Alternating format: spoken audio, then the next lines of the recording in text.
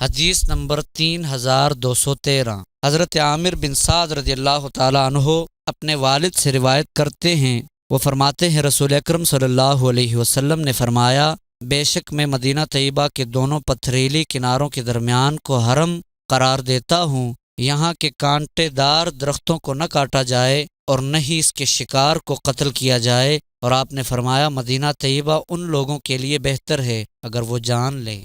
جو شخص مدینہ سے اعراض کرتے ہوئے اس کی سکونت کو ترک کرے، اللہ تعالیٰ اس میں ایسے لوگوں کو ٹھہرائے گا جو اس سے بہتر ہوں گے، اور جو لوگ اس کی محنت و مشقت پر صبر کریں، میں قیامت کے دن ان کی شفاعت کروں گا اور ان کے حق میں گواہی دوں گا۔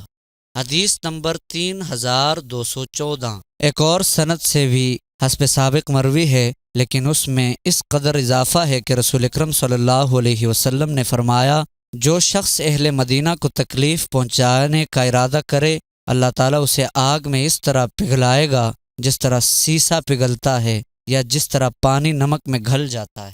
حدیث نمبر 3215۔ حضرت عامر بن سعد رضی اللہ تعالیٰ عنہ سے مروی ہے کہ حضرت سعد رضی اللہ تعالیٰ عنہ سوار ہو کر مقام عقیق میں اپنے مکان کی طرف تشریف لے گئے تو وہاں ایک غلام کو دیکھا جو درخت کاٹ رہا تھا یا اس کے کانٹے توڑ رہا تھا۔ حضرت سعد رضی اللہ تعالیٰ عنہ نے اس کا سامان چھین لیا۔ جب آپ واپس تشریف لائے تو غلام کے مالکوں نے اس سلسلے میں گفتگو کی کہ اس کا جو سامان لیا ہے وہ اس غلام کو یا ان لوگوں کو واپس کر دیں۔ انہوں نے فرمایا، اللہ کی پناہ، میں وہ چیزیں واپس کر دوں جو رسول اکرم صلی اللہ علیہ وسلم نے مجھے دی ہیں۔